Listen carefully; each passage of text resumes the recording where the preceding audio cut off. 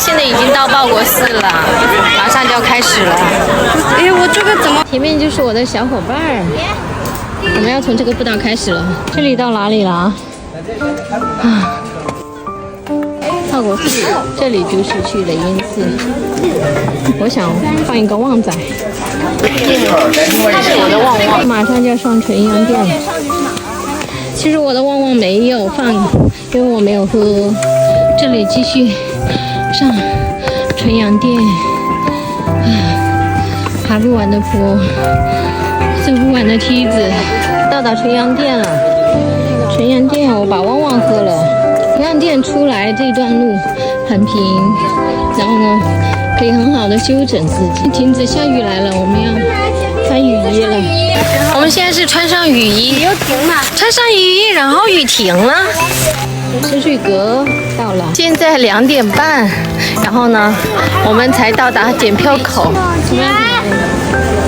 从这边吧，应该是从这边上红冲亭这条路其实也不好走，好多梯子，好累。可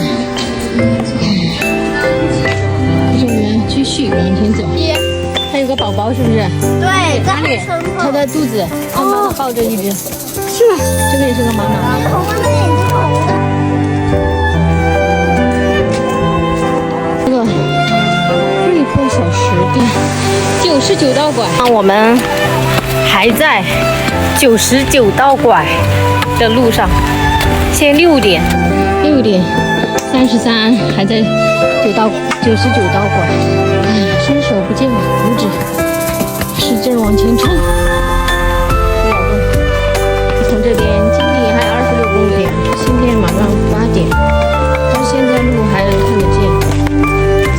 8点半，我们刚刚开灯，至8点40才到达玉仙寺，前前后后都有很多人，所以一点都不担心会迷路，会找不到路。这就是转天坡哎。好，转天坡，我们马上要开始爬了哦。10点45，我们现在到达喜善水，看一下有多少人，人特别多。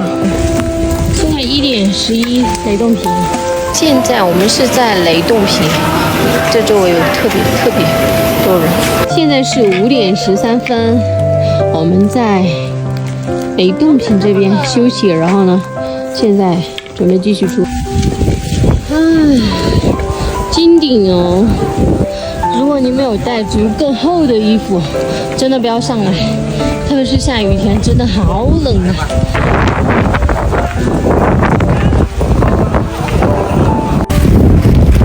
哇，这上面真的是已经冻的啊！